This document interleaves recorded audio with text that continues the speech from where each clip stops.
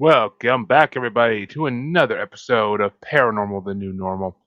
I'm your host, as always, Jeremy, here trying to make the world seem a little more normal. Does it ever happen? We just learned by this point now. I don't know why I still freaking ask it, but I do. It's the thing. But of course, we have another great guest joining us today to try to help us delve into some of life's funner points, which these days we all need those. I'm being joined today by Bee Doyle, evolutionary astrologer and intuitive healer. Welcome, Bee. How's it going today? Hey, Jeremy. It is going amazing. I'm super excited. I can't wait to have a lovely conversation. Indeed, and me as well. Especially after reading over your profile, which thank you for your service first and foremost, because I have to say that. But because those who don't know, B is a veteran, so I will put it out there first and foremost. But besides that, what made you get into the spiritual life? Well, not a quick answer here. It was a long journey after I got out of the service and really came home from a tough deployment in Afghanistan. I was in a bad way, struggling with a lot of mental health challenges, alcohol abuse, self-sabotaging behaviors, and it came to a certain point where there was truly times where I just wasn't sure I really wanted to even live on this planet anymore. And I ended up getting pregnant with my son, and he was essentially the catalyst to what I call a spiritual awakening. And part of that process was an understanding that, in a way, I essentially signed up for every experience that I had gone through up until that point. And for me, it was about breaking ancestral chains, breaking ancestral patterns.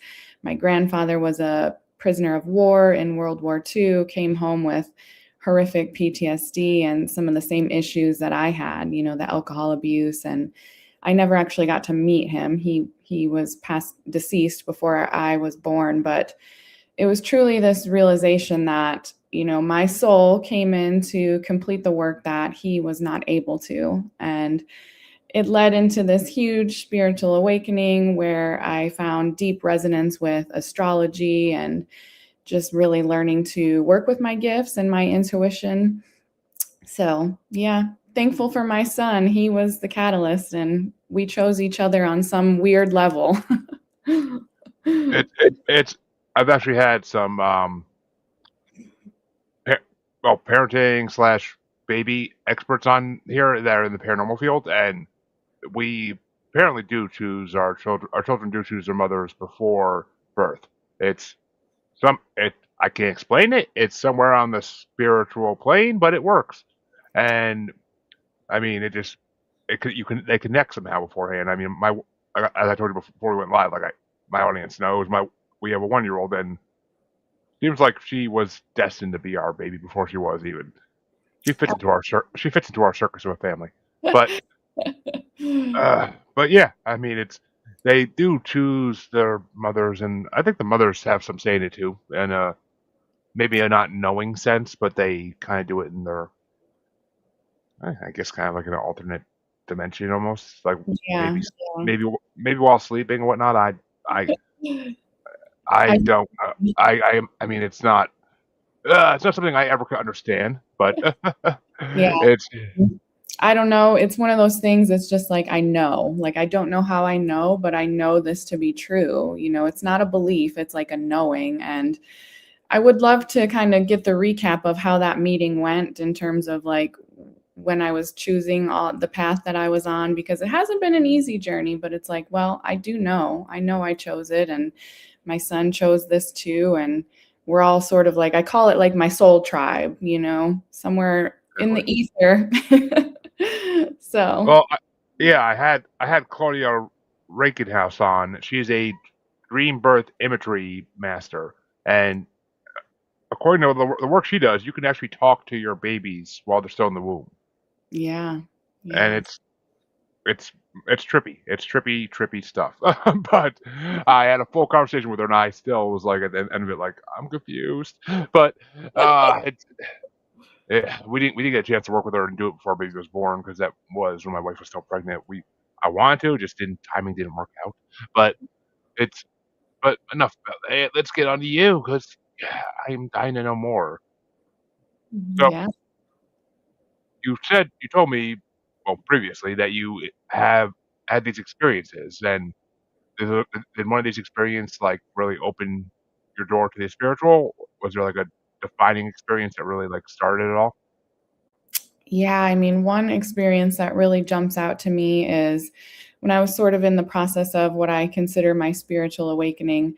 I was like grasping at straws, it was like I was like a frantic squirrel kind of trying to resource anything that it was like make this all make sense. And to be clear, I always felt from a very young age that perhaps I had some sort of gifting or like intuitive abilities, but I just wasn't in an environment that I was able to really work with those gifts. I was always the kid that was too much and too loud and too this. So, I like a lot of people, I shrank to fit what society wanted me to be. And so it was really for me a process of like reawakening. And I was having this experience where I was listening to a podcast. I don't remember exactly which one, something in the spiritual realm, and I got a clear vision, clear as day, of this beautiful woman, red hair, green eyes.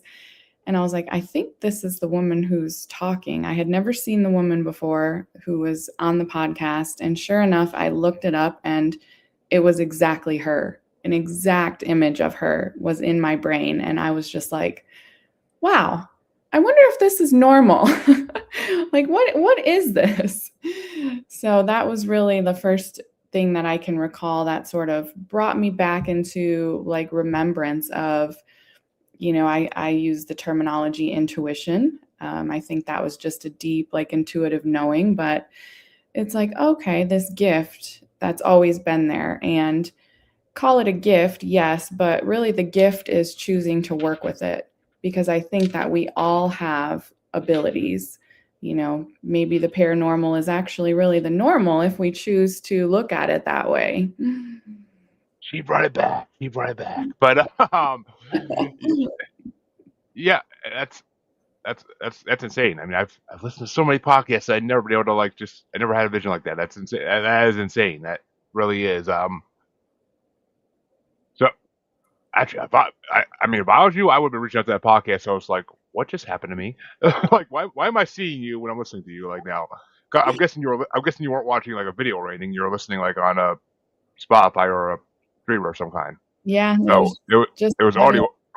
I'm guessing it was audio only, and like the fact that you could see her perfectly is insane. That's wow. So, so is that, and that's when you realized in your life that so there's something more you're meant for. I'm guessing that's when that like you had that light bulb moment where it's like, maybe I'm meant for more than just this normal day to day life. Yeah, that was certainly a pivotal point where it was sort of like, okay, you know, not everybody chooses to work with this, right?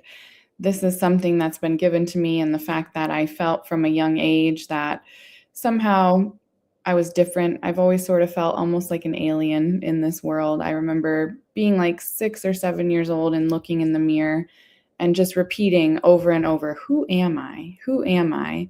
Like it was almost this knowing of like, I came in from somewhere else. And so that experience really opened me up to, well, I'm not exact at the time, like, I don't exactly know what this was, but I think there's more to it. And I want to really learn how to cultivate this and work with it on a deeper level. And so, I again was still in that phase of like grasping at any kind of resource, like, what is this? And it really led me into astrology as one of the main intuitive tools that I use, because I absolutely love the way I read astrology as evolutionary astrology, kind of looking at everyone as a soul on a journey, an evolutionary journey. And so being able to understand the symbolism of astrology combined with intuition has been incredibly powerful. I'll read for people and they're like, they almost think it's like a psychic reading, and it's like, no, it's just, symbolism and intuition, and here we are. But it's amazing what, you can bring to people's awareness through that. It is, and astrology charts are a whole nother thing we're gonna get to in a minute. But I gotta ask because the way you were just talking about the way you the mirror thing when you were a kid. Have you ever looked into star seeds?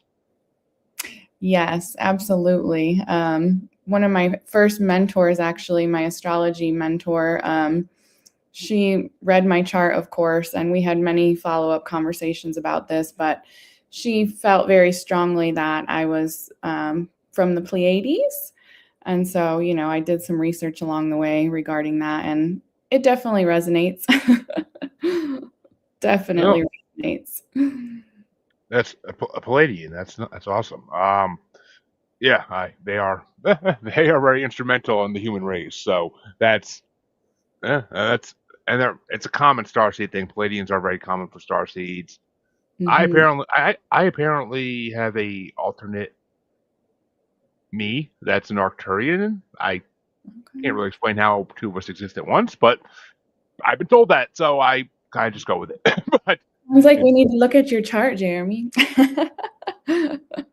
I've had it looked at and that didn't come up actually. But I mean, every astrologer reads things differently, so who knows? That's they weren't an evolutionary astrologer. I'll tell you that much. The person who didn't, because I had my chart read like live on the show actually. Like they actually did like half the show. They did my chart and it, but they were not an evolutionary astrologer, so I don't know. Maybe that just wasn't their focus. They got Yeah. everything else. They got everything else damn right though. So I mean, I'm who am I to judge? Who am I to judge? They did everything else damn correct. I was like literally sitting there mystified, like how do they know all this? I But know. It's but amazing. but yeah, astrology charts and psychic readings, while similar, are not the same thing. 100% correct on that. Um, so for my audience, because it's been a minute since I had an evolutionary astrologer on, why don't you remind them, well, in your words, exactly what an evolutionary astrologer is and why it differs from the rest? Absolutely. So, evolutionary astrology is a newer form of astrology, right? There's ancient astrology, Hellenistic astrology, but we didn't really start hearing about evolutionary astrology until the late 60s. So I say new ish. But we're operating on this understanding that we're all souls coming in truly on an evolutionary journey. So again, going back to that soul tribe, and we pick our circumstances. It is for a purpose. It is for, so all the shit and the trauma that you've been through, it's not for nothing. Your soul's here trying to learn certain lessons to grow and evolve. And we look at a point in the chart, which is actually a point in the sky called the south node, and it's the south node of the moon. And that can really give us, we're looking at the placement of it, the ruler, various different factors that go into it. And we can get a great idea of sort of the past life circumstances that we're trying to balance out. It's not about running away from, it's about learning to integrate, because the south node of the moon is karma. So something about it didn't go 100% well, right? There's something that still needs to be integrated. And so it differs in that way from other types of astrology, with, maybe they don't focus as much on that evolutionary journey. And it's certainly not predictive astrology. I think that's a common misconception. People think all astrology is predictive, and I'm not a No. fortune teller. I don't like to say this is what's in your chart, so this is what you're fated to. What we can fairly accurately determine with evolutionary astrology is the questions that will come up in a certain person's life, or choice points that will happen. And, a good evolutionary astrology reading is leaving you feeling empowered. Like you're not a victim to your circumstances. You do have a choice to always, take that higher road, that higher archetype of whatever the circumstances are. So to me, it is very empowering compared to some other types of astrology that, well, this is just it. You've got Saturn in your 12th house. That's me. So you're just doomed to never have happiness in your life. That could be something that, like, a predictive astrologer might say. And there is certainly a place for predictive astrology. I don't want to, say one is better than the other, but I was just really drawn into this concept of oh, we're here for a purpose, that gave meaning really to my life and in a time when my life felt meaningless. So that's why it's my love language. I love the evolutionary and I love, using it as a tool to sort of get people to see the higher picture, right? That kind of Uh, bird's eye view. Exactly. I mean, and it's and yeah, I mean, every form of astrology has its place in the paranormal world. Yeah. There's 35 at least different ways to predict the future, but they all have their place in the paranormal. Each one is unique enough that not everybody needs the same one. People need different ones sometimes. Certain certain fields resonate with certain people. That's just the way it goes. I 100% believe that. I 100% am behind that fact. I mean, it's just there's why say anything is not appropriate in the paranormal world, because in this day and age we can use all the tools we could possibly have to figure out what the hell's going to happen in this world. I know, right? The world is a crazy enough place. It's like we don't need to be disagreeing about which type of astrology is, superior. It's like, hey, some people speak French and some people speak German, but if we're all telling the truth, then it's not wrong, right? Exactly. I mean, it's and if all things are argued about in this world, that's not I'm not even that's not towards the top of the list anywhere near. But um, so why do you think astrology can tell us things that like traditional therapy and psychiatrists can't tell us? Like, Mhm. I mean, I kind of know the answer, but I want to hear your version of it. I love that question as somebody who literally spent, the hours I spent in traditional therapy probably equated to like years of my life. And my very first astrology reading, I had an amazing reading by a wonderful evolutionary astrologer by the name of Natha Perkins. She later went on to become my mentor, but in that 1 hour reading with her, I felt more seen and more validated than in the years of talk therapy that I did. And, not to poo poo on talk therapy either. It's just, I wasn't ready to continuously show up and talk about my trauma in that way. But in that reading, I just felt seen and validated. It was individualized, it was personalized, it was essentially like looking at a blueprint of my soul because that's really what it is. And you just don't get that right in a traditional talk therapy session. They're sort of using blanket techniques and one size fits all approach in many regards, right? But this is so individualized. It's like, okay, let's really look at you and who you are on a soul level and look into why you actually experienced the trauma the way you did. And so it was incredibly empowering just to be validated and be seen in that space. And so, there's certainly a place for talk therapy. I don't want to say that there's not. And in fact, I think there are some cutting edge psychiatrists and therapists who incorporate astrology, which I think is amazing. Um, Yes. but it's just empowering to be able to look at your own map and be like, oh, yeah, yep, that's me. Hit the nail on the head. And well, now what? Now, how do we learn to kind of really integrate and work with that? So, very empowering. Yeah. Yeah. I mean, you're right. I mean, that's the main problem with traditional therapy is they only know what you tell them. And Mm. I mean, I for one am not going to sit there and just list off everything I think is wrong with me in one session. Like, no, it's not the. And I don't even know everything that might be wrong with me. Who the hell knows? I mean, we don't even know our full. Nobody knows their full selves. I will say that right now. Nobody knows their true selves fully, Right. because unless you have worked for years with somebody who's a clairvoyant, a Reiki master, or an astrologist, even, like there are so many things about ourselves that are locked in our brain that we never could find out unless we have somebody unlock it. And Mhm. even then, there's still parts they can't unlock. I mean, we only use like 10-15% of our brain, so who Yeah, know who knows what secrets be held. But exactly. traditional therapy just doesn't, and they follow a textbook. They follow a damn textbook they learned in college, and they use the same process in pretty much everybody. I mean, I'm not gonna put them down because there are.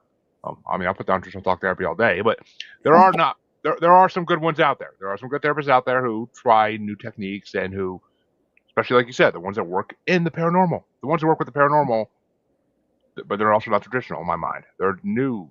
They're a new generation of therapists that are willing to open other doors and see what's behind that door, and then Mm, from there, from there, it's who knows. I mean, it could lead to a lot more things. I mean, if it brings back that whole debate of why we need Eastern medicine and philosophy in the West, because in the East they've been doing this for decades and centuries. Like they've been doing it for so long that it's just natural at this point. In the yeah, West, they just want to collect your freaking money off from your insurance. That's all they care about. absolutely. And I've seen that from both sides. I'm also a nurse practitioner, and I work currently in like the psychedelic space with that nurse practicing. But yeah, I've seen that from both sides, and it leaves a lot to be desired, right? When we're sort of using that one size fits all approach and these blanket, like, this is what the textbook says and the DSM-5, and even like the mere thing of like labeling people with a diagnosis, I think is so detrimental, right? Because we walk around and we embody this. I am depressed. It's like, no, you're not depressed. You might have depression, but that's not who you are. So there's so much to Yeah, be wired from it. I feel like depression and anxiety are two words that they throw everybody into. No, Mhm. and it's a blanket term for everything nowadays, and just it's not the case. Yeah, Even under they're going with depression alone. There are multiple levels of depression. There's imaginative depression that people have that they think they're depressed because they don't have what they see other people having, and that depresses them. I mean, sorry, that's not real depression. And right. then it goes all the way to the other side where there really are people with horrible depression, and it doesn't stem from any outside source. It's just there, and they don't know how to stop it. Yeah, That's real depression.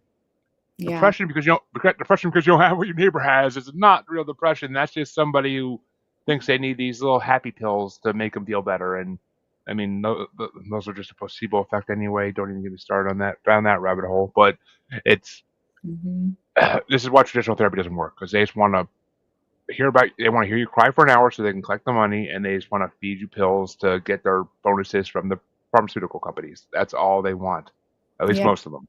And that's such the Western mindset, right? It's like I want a pill to fix all of this. And it's like the beauty of astrology and looking at someone's chart is we can actually dive deep and say, maybe shed a lot more insight into why somebody feels that way. Maybe you're like me and you do have Saturn in the 12th house, and Saturn is restriction, Saturn is blockages, and there's just talked to other people with similar placements, and it's like there's just a heaviness to people like us. And well, there's nothing wrong with us. We chose that, right? And so looking at any kind of problem like that through the lens of astrology, and it's not this thing to let me validate and make me feel better about myself. It's to bring awareness so that we can then consciously work with the blind spots and the shadow spots, and those things that kind of linger below in the subconscious, and really work with it and transmute it, right? So that we can get out of these sticky spots and find that bigger purpose and meaning in life. And that's a lot more than Prozac is going to do for you. Oh God, as my listeners know, I have a huge grudge against the medicinal world. Really is, but uh, and apparently one of our guests is saying you will draw to you the person that has the same issues to heal that you have, so that it improves both. Which Mm, in the paranormal world is actually very true. You'll find someone who had the same issues you did or still does, mhm. and I mean, it's better to go through things with somebody than to go through things alone. Always in this world. Yeah, and I mean, there's a certain resonance, right? And that could also go back to like the soul tribe thing. If I'm attracting somebody who's gone through similar circumstances, it's for a purpose, right? We have that resonance with each other. And, that can sometimes be a slippery slope. That's why for healers and intuitives, it's so important that energetic protection, right? Because sometimes it's like, oh, we wanted to kind of shed all of that, so not attracting it back into our field is also very, very Oh important. But God, yes. I mean, Even for paranormal podcasters, because trust me, we attract things, and I don't know why. We attract things just talking about this stuff, and it makes life so much fun sometimes when you attract things, and you're just like, why? Ugh. Hmm. And But that's why, when you're especially working in like non-ordinary states of consciousness, even if you're working in the realm of like plant medicine, things like that, it's like these are not things to be taken lightly. None of this, even the astrology, like yes, it's a tool, but you can open up profound doors through this. So it's not something that we should step into if we're not ready to really fully well, integrate and heal and work with. a tool is only a tool if used properly. Otherwise, it's a weapon. Yeah. But basically, so yeah, I mean, 100%. No, you should never try to take on any aspect of the paranormal world unless you're prepared for what might happen. If you do, Hmm. same as all those kids in the 70s and 80s that played with Ouija boards and brought things into this world that we still have to deal with. So, yeah, Yes. horror movies didn't get that wrong, folks. Horror movies got that kind of right. Uh, but and you talked earlier about ancestral trauma, and I mean, I've had a lot of people on the show talk about past life regressions, and that's I mean that's huge. It's past life regression is huge because a lot of us are just suffering from ancestral things and we don't realize it. We think it's us. No, it could be a curse your family got generations ago that's stuck on you. It could just be something one of your family members did that kind of haunts your family's spirits until now. And there's so many different scenarios I've heard about where it could be something that someone did back in the 1200s that still just follows your family lineage down to the current day. So Yes. the reason I'm saying this, though, I was going to ask is, do you work with past lives at all? Or, I mean, I know astrology sometimes crosses over that, but do you look into past lives at all? Absolutely. That's where I start actually when I begin an astrology reading, because how do we have an awareness of where we're at without kind of looking back through history, right? Isn't that why we study history in school, even though half of what we study is bullshit? But we get the point, right?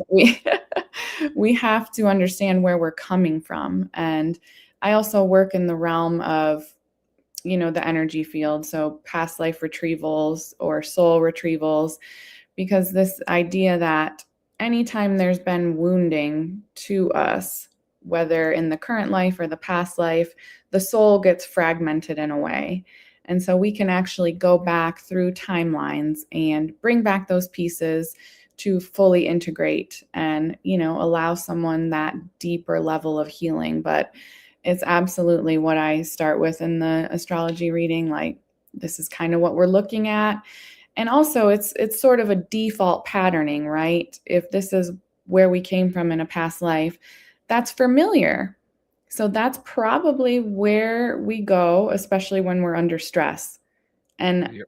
99.9% of the time people are like, yep, that's it. That's my default mode. And it's like, well, that's familiar to your soul. That's familiar.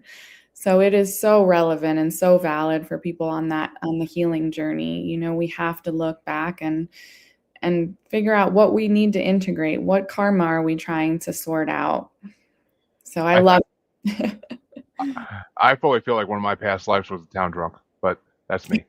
um, and I did have I didn't have a full past life reading done, but I did have someone look into a few past lives for me, and I think they did like 5 or 6 actually, and they were interesting. They were very interesting. Apparently, my wife was in like 3 of them, so that's the cool part. But Interesting. apparently, we're destined to meet each other in most lives. So Yeah. who know? Who knew? But it's I mean, it's just the fact that we can go back generations and generations back to the beginning. I mean, back to pre-flood times, even in past lives, is insane.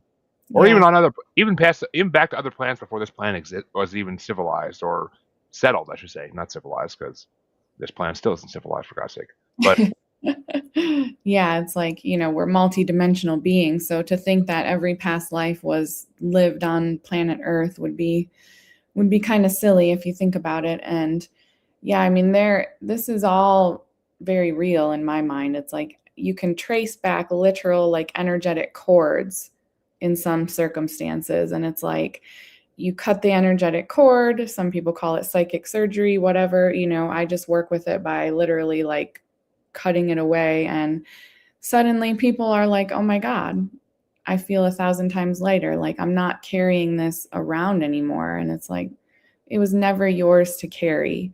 And it's also a conscious choice of giving yourself permission to rewrite the contracts, whatever it was. Like maybe, somewhere along the line, you did engage in some kind of verbal agreement, like, I'm always going to make this person happy. And then you find yourself in this pattern of getting in relationships and you feel this urge, like you're supposed to be making somebody else happy. And it's like, nope, we can rewrite that story right now. Yeah, I mean, we all in our past lives we all made deals with devils at some point or another, and that's basically the best way to put it. We all made deals, some kind of demonic deal, at some point in our history, and whether it's with an actual demon or with some other type of creature, because there's plenty of them out there. But Mhm. especially if we're going to like other dimensions, there's a lot of different creatures out there that like to mess with humans. So, which why wouldn't they? Because humans are easy, they're gullible. But Absolutely, absolutely. And that's where that protection comes in so strong, always asking that it only be from the highest and greatest good, right? which I mean, you mentioned you found some patterns in your own ancestral lineage, but Mm. what ones shocked you the most? Like, what were the ones that you like couldn't believe? Because I mean, there's always some that are common that like a lot of people have, and then there's always the ones that like are unique, and it's like what? like, Yeah. I mean, the war thing was pretty interesting because I knew, of course, about my grandfather and his story, but then I did some deeper, like, past life regression work, and all of my past lives that came up in this regression were themes of war. There was like one where I was the woman and my young son and husband went off to war and never returned. And then there was a more recent past life of myself as I was a man named Jim, interestingly enough, and it was like Vietnam era, and I was a strong like Vietnam protester. So still kind of like that theme of war there. And then, fast forward to this lifetime and it's like, why why did I have that call when I was 18 years old to join the military, right? That's not something everybody in this country does, but it was like I said, a calling. Like I couldn't have ignored it, I think, if I tried. It was like, no, this is what I'm supposed to be doing.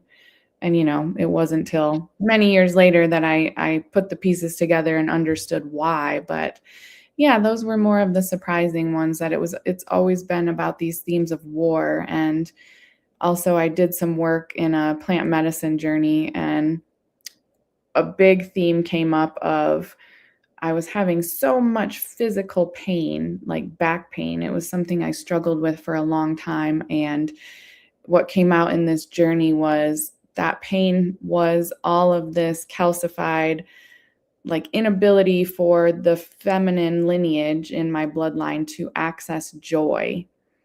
So it was like, oh, that's another curse I'm here to break, is that the women in my family have never been able to really access a true level of joy. And so it was like this shedding process that I had to go through to kind of, it was like calcified in my kidneys.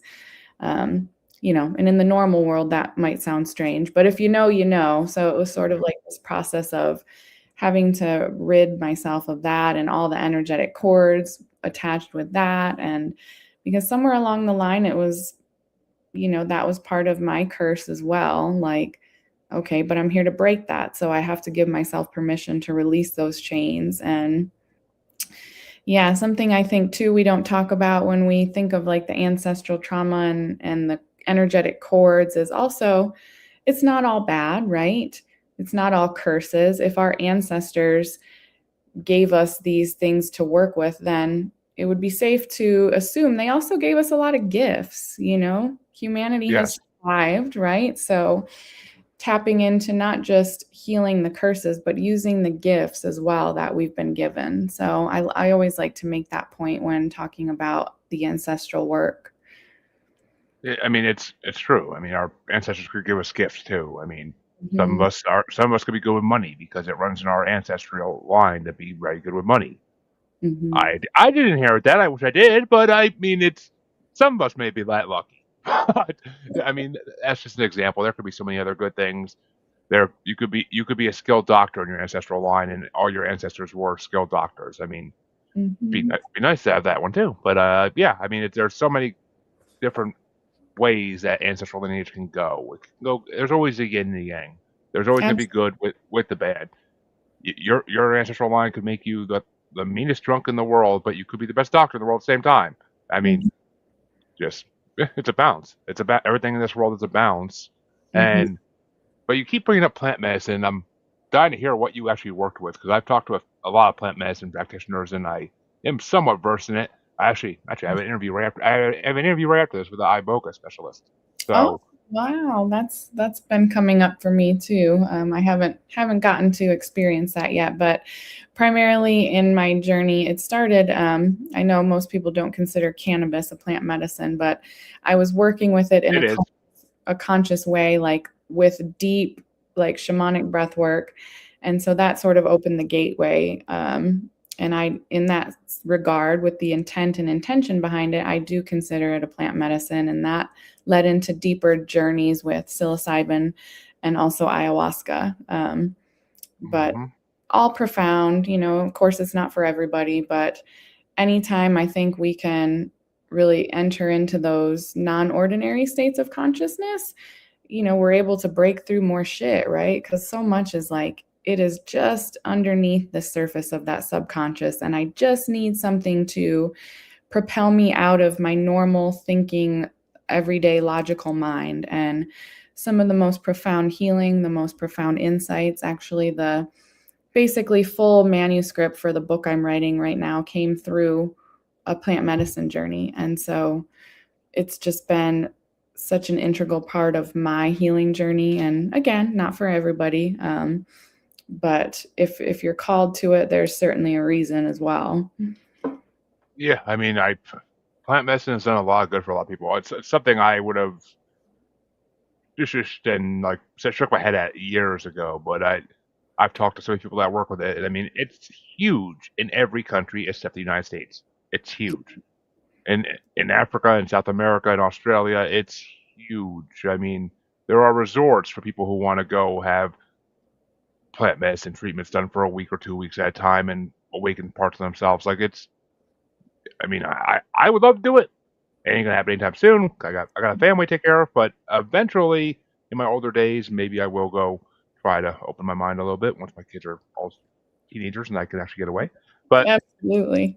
it's definitely an experience I would love to have because I mean I've heard so many great things about how it awakens, how it makes you a new person after you're done, and I've heard the process isn't exactly the funnest, but I mean it's a lot of disposing of bodily fluids from what I hear, and that's the part that doesn't sound fun. But for the outcome, I mean, you gotta do what you gotta do sometimes. But Absolutely. And like you spoke to, these are things that have been around for ages, right? Our ancestors worked with these medicines, and it's all about intent and intention, right? It's like there's a big difference between just using it to sort of escape normal reality because it all comes, with the meaning that you really make from these experiences and how you integrate it and actually make the shifts in your life, right? Not just doing it to have an experience, but actually using it to sort of cross the veil, so to speak, and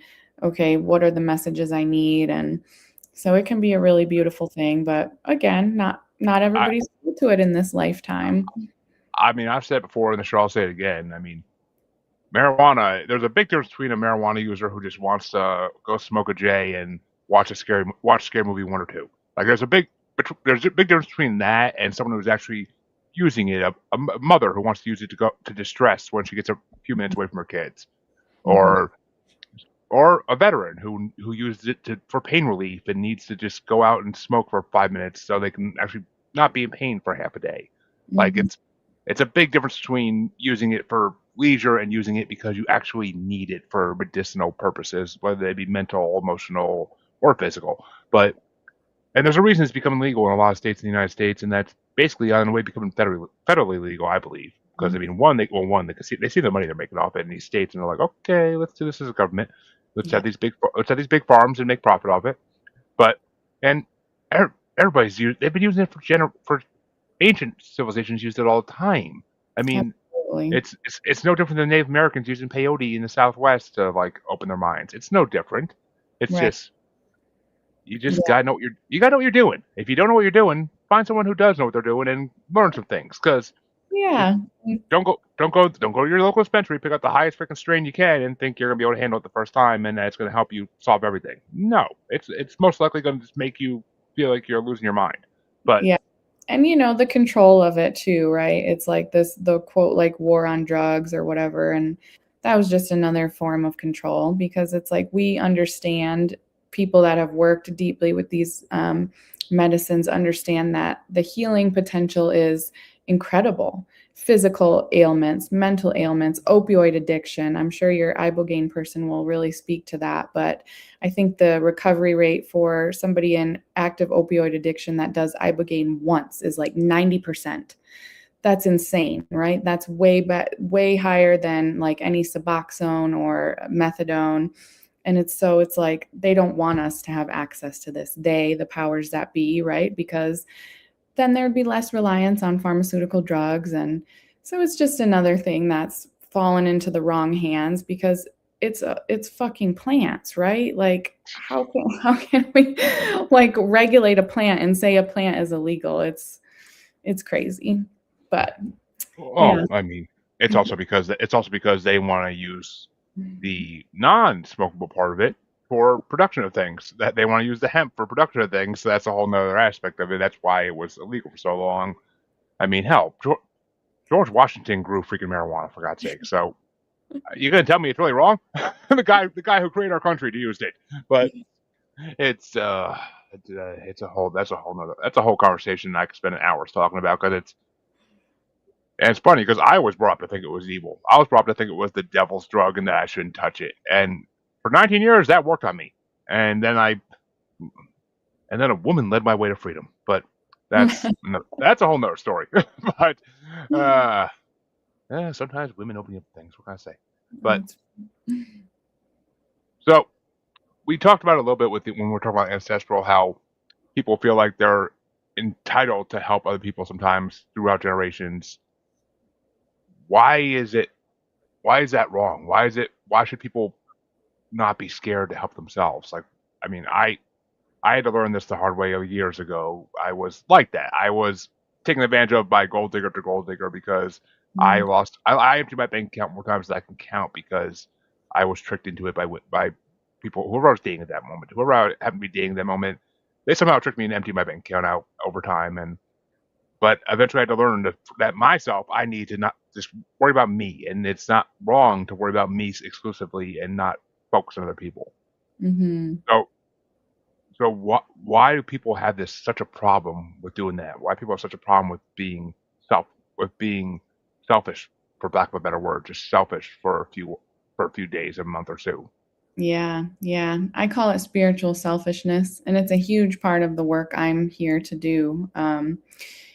You know, the way I have been framing it is healing it's not just about bettering yourself, right? It's not just this thing that we do for self-improvement.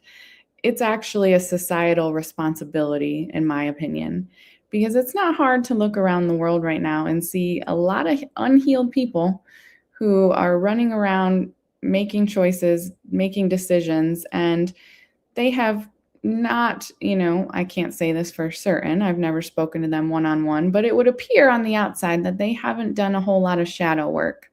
And like you mentioned earlier, everything's this polarity, right? It's about the light and the darkness. And when we don't look at those dark, shadowy parts of us, things can go unchecked, right? We're out here running around with egos gone crazy, and it's madness. So healing is not selfish. It is a social responsibility. You need to heal yourself so that you can really be the person that the world needs you to be, so that you can honor the gifts that you came in to do. Because, again, going back to the soul thing, we all chose to be here in this crazy world at this exact time. So it is for a purpose.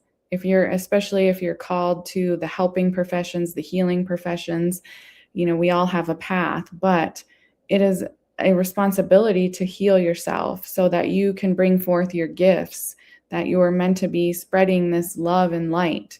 Because yes, there's darkness, yes, there's polarity, but I truly believe that love is the way, love is truth. And when we can all learn to access that in ourselves, it has this ripple effect, right? That's how we change the world. That's how we stop the endless suffering right now. That's how we stop the madness. So it's not selfish. It's selfish not to do it, because then you're withholding something from the world that the world needs. And nobody likes to put together that 1,000-piece puzzle and there's a piece missing. You're like, what? This is madness. Exactly. I mean, how can you expect to heal others if you haven't healed yourself? That's the Mhm. golden line right there. Like how you can't. I mean, you can't be a good you can't be a good parent and help your kids function appropriately in society if you can't function appropriately in society, which we see that every trust me, I got kids in school. I see Mhm. that every day of my life when the kids at these that I mean the kids they actually bring to my house aren't that bad, but the kids I hear about at the school that they deal with are I'm like, what is wrong with the parents that I let their kids act like this? Like it's the parents. It's not the Mhm. kids. It's I mean, maybe sometimes it's the kids. There's exceptions to every rule, but 99% of the time it's the parents, and there's something wrong with the parents if they think that's okay for them to raise their kids to go act that way in the world. Which it's the biggest problem in society today is a generation of people that really shouldn't have been parents yet became parents too young, and Yeah. I mean it's interesting. It really is because I mean it's a whole sociological thing where I literally was having a discussion with the manager at my job the other day where it's like because we have kids the same age-ish, and it's like in our generation when we were kids, it was all about having a significant other, a girlfriend, boyfriend, whatever, and it was all about that. It was all about I don't want to be a virgin anymore. Those were my teenage those were my teenage years. That's what it was like for everybody in my teenage years.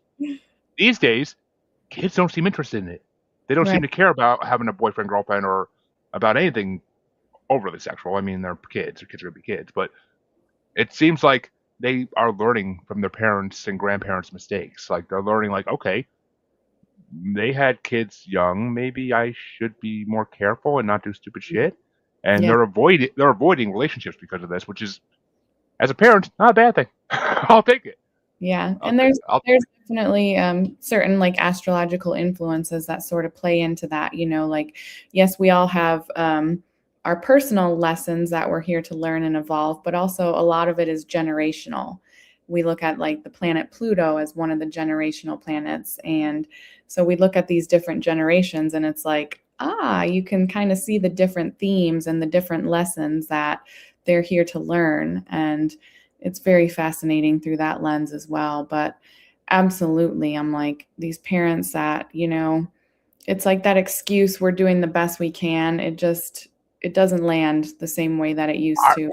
As consciousness has expanded so much, it's like, are you doing the I'm best you can? exactly. It's like, are you really? I mean, I'm not. I'm also not going to solely waste the last thing I'm saying this really, but I'm not going to solely base it on the parents either. It's outside influences as well. I fully think you shouldn't be allowed to go on YouTube until you're 18 or older. And I fully think you shouldn't be allowed to play Roblox at all. It should just be banned from society.